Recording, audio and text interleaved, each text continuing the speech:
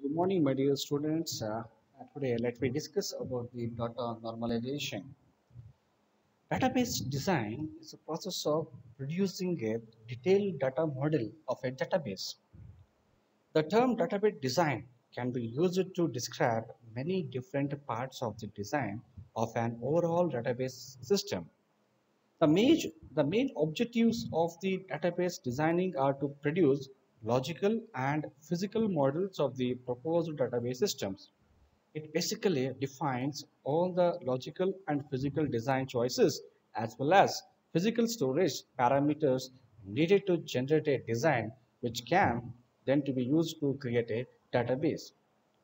When we're going to be using or creating a databases, it must be ensures that the data should be contained in proper order. So when we're going to be using database designing process mechanisms,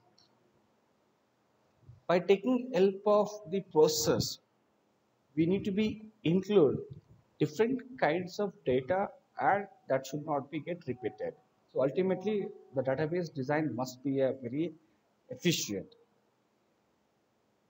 Database design is a structure structure a database uses to plan, store, and manage the data. The overall performance of database is dependent on the designing. So whenever if you want to be design any database, a good database design is important to high performance database system.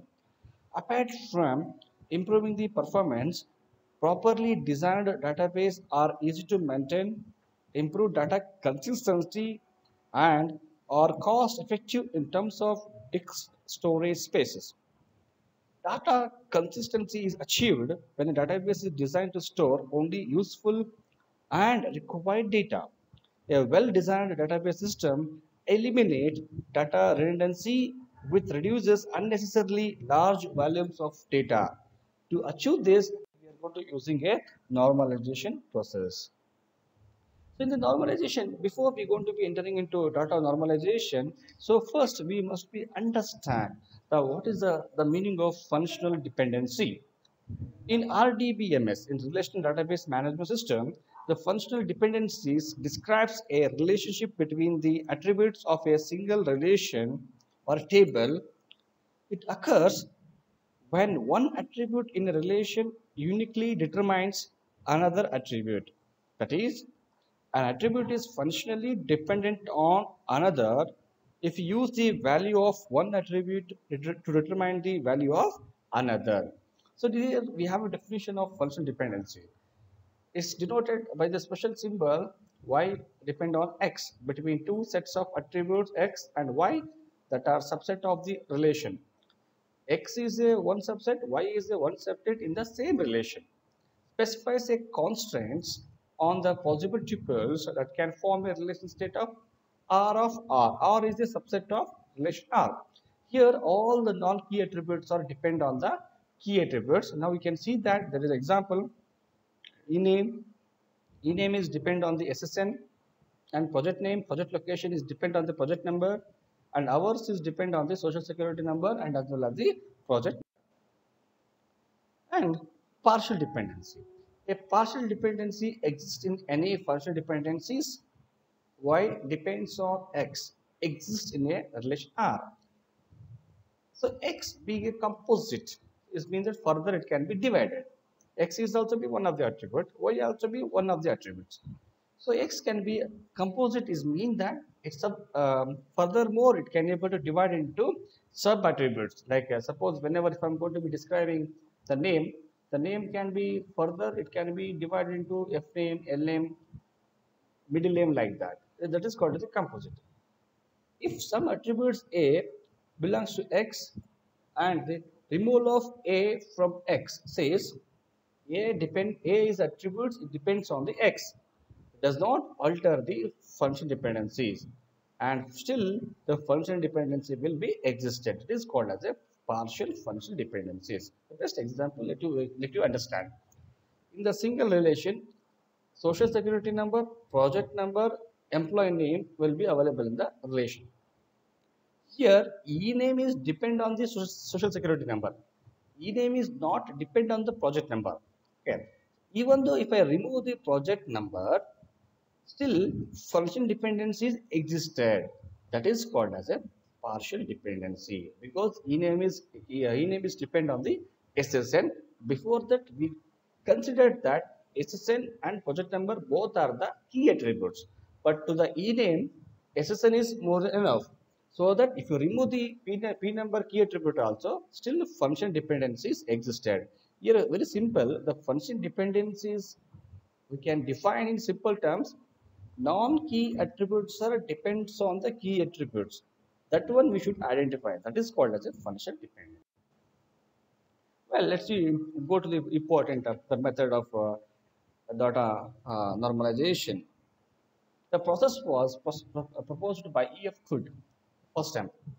So it takes relation schema through a series of tests to satisfy whether it satisfies the certain normal form or process of decomposing a relation into sub-relation until satisfy these certain normal forms. There is several normal forms are there. One by one by you'll become to know how we can able to use first, second, third, fourth, and as well as the fifth. Data normalization is used for the main purpose of using data normalization is minimizing the duplications. That is one of the major important tasks, and minimizing the insertion, deletion, and as well as the update anomalies. So minimizing the redundancies mean that it's a duplications. It should not be get occur in all the different tables in this in a single organization.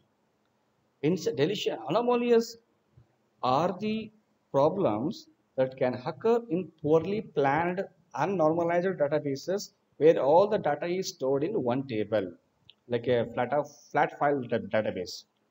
Like we have insertion anomalies, deletion anomalies, and also we have a update anomalies. What actually the insertion anomalies is? An insertion anomaly happens when the insertion of a data record is not possible unless we also had some additional unrelated data to the record.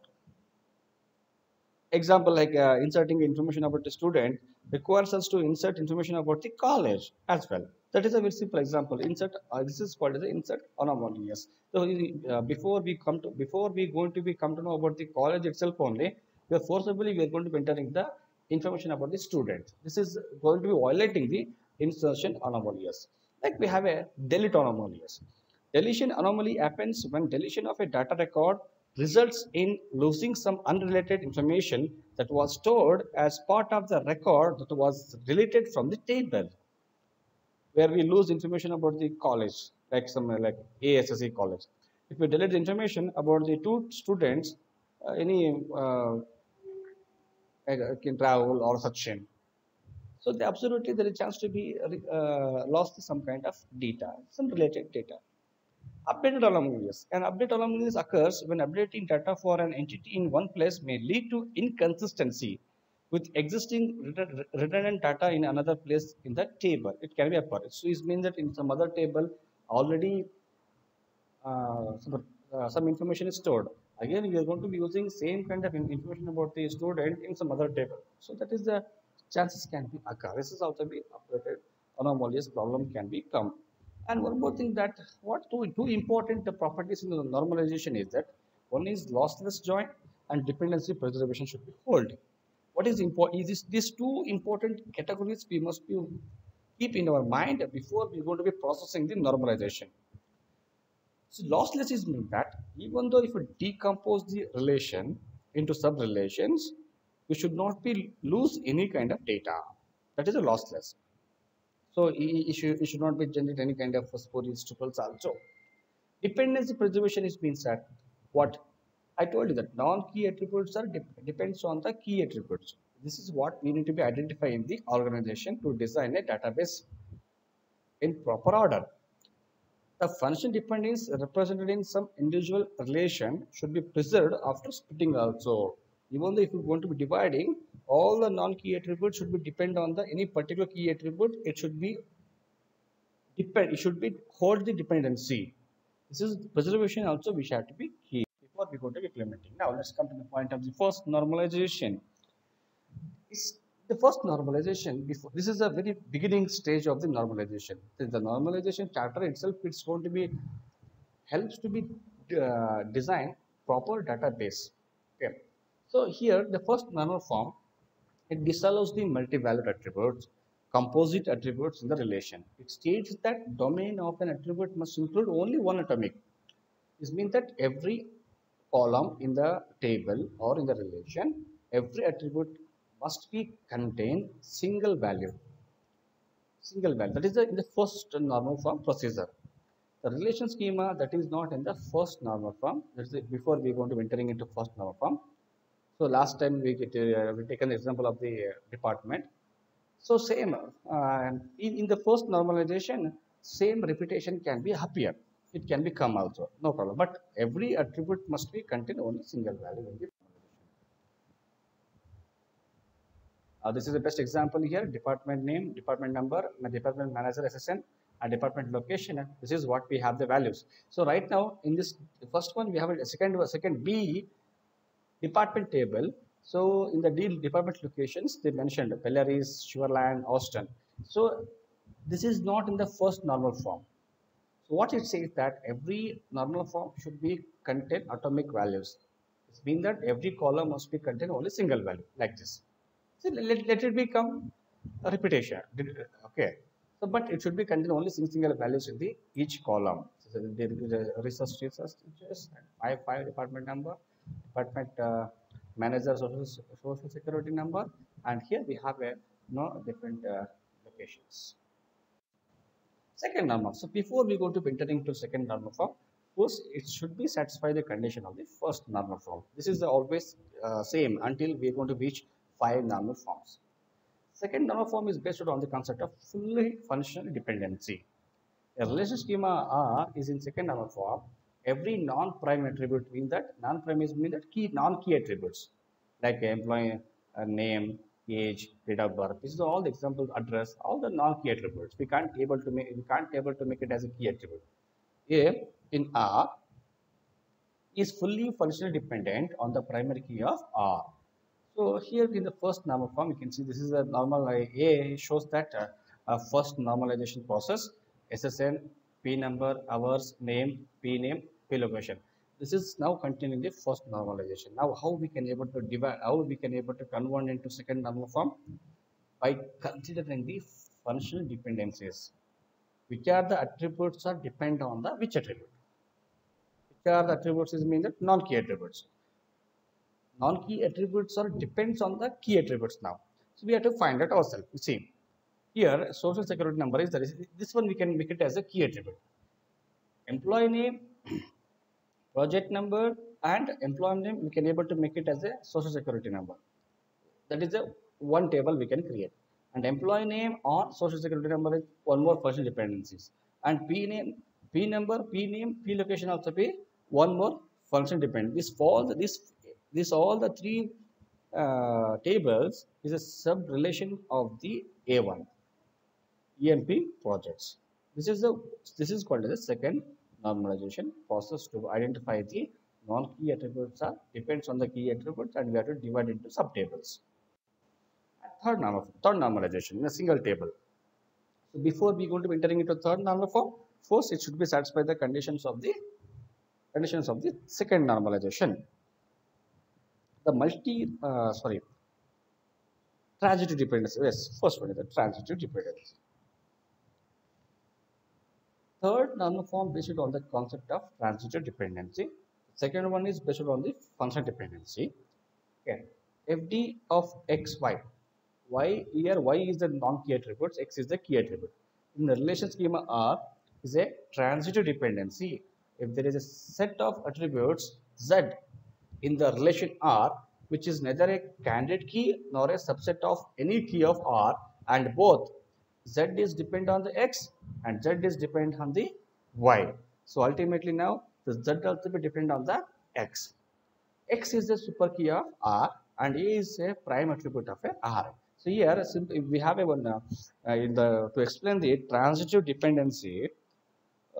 Best example in mathematics, like B depend on A and C depend on B. So indirectly now C also depend on the A. So the transit dependency also the same method. So by taking help of the social security number of the manager.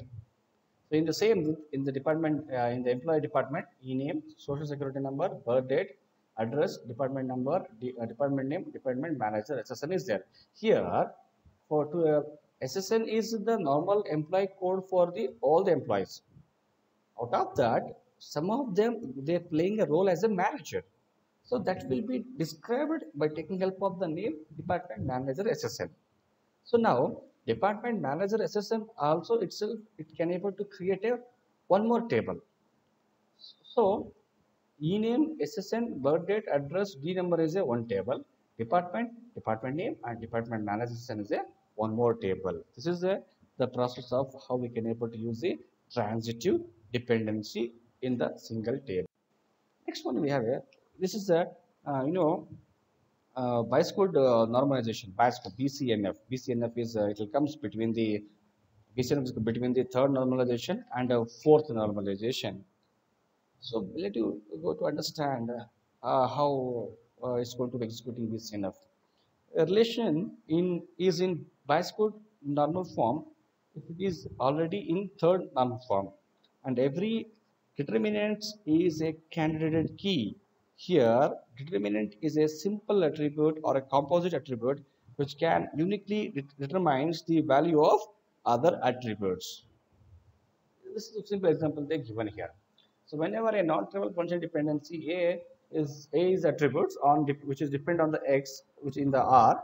X is a super key of a R. A cannot be a primary attribute because A attribute itself is going to be considered as a candidate keys. It's almost work on the candidate key only.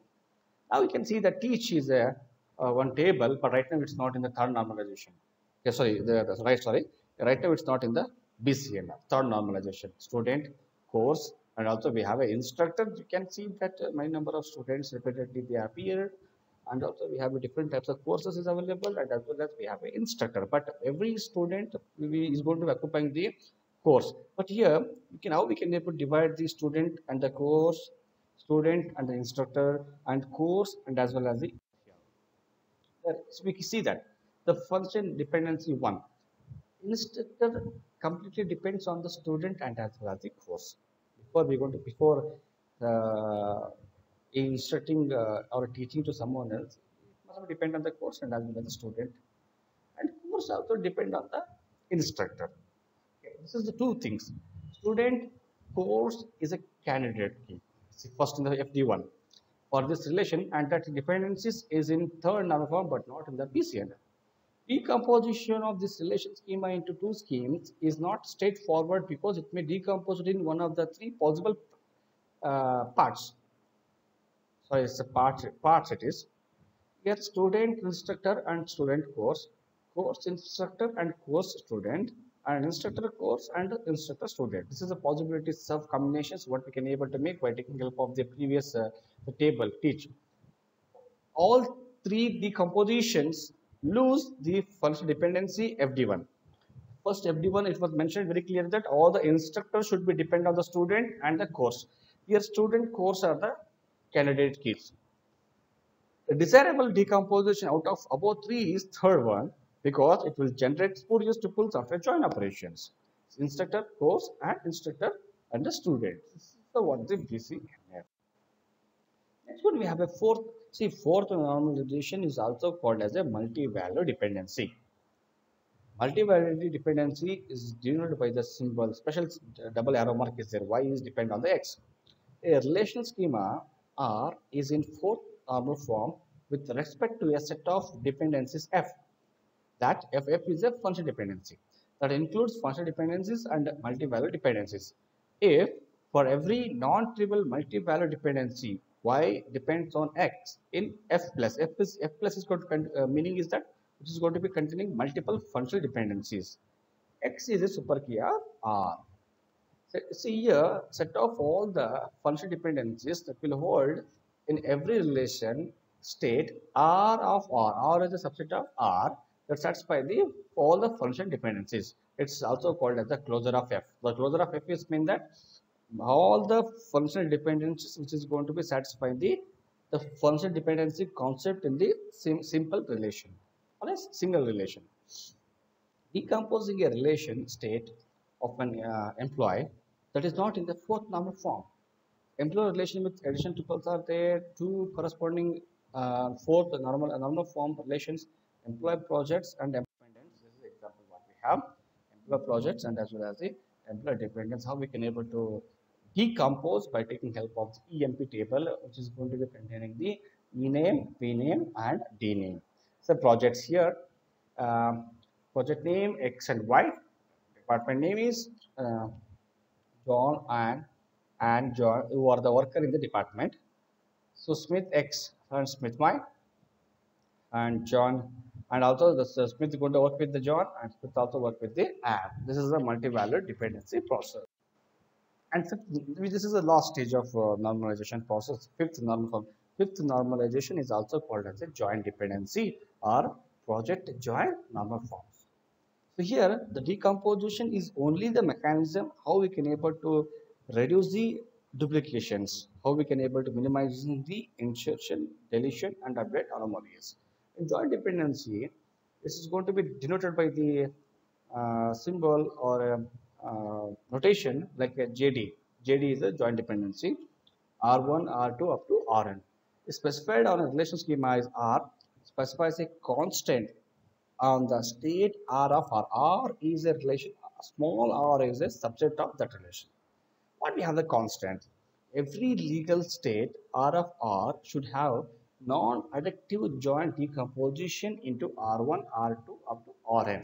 That is, for every such R, we have the symbol R1 is a subset of R. R is a subset of R2. R is a subset of up to Rn is equals to subset of the main relation.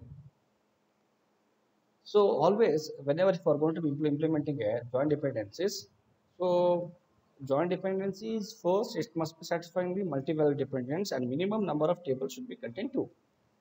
A joint dependency JD R1, R2, Rn specified on the relation schema R is a trivial joint dependency is one of the relation schema Ri in JD, R1 in JD. So R1, R2, R is a part of the R. As means that R is a main relation, R1, R2 up to Rn is a sub relation. All the attributes are equivalent to the attributes of the R. This is a table where we can able to see that how we can able to decompose relation by taking help of the supply R1, R2 and also we have a R3. That employee relation with two multi-value dependencies. Previously we already seen that P name and D name also on the E name. Now decomposing the EMP relation into fourth normal form relations, EMP projects and also EMP dependents we see in the multi-value dependencies. Now the relation supply with there is no any kind of multi-value dependencies in the fourth normal form, but in the fifth normal form it has the JD R1, R2 and also R3. Decomposing this relation supply into fifth normalization relation, so where you can see that R2, R3. Even though after we are going to be combining all the three relations, so will we get the relation supply as it is. This is the process of normalizations to get the proper database design.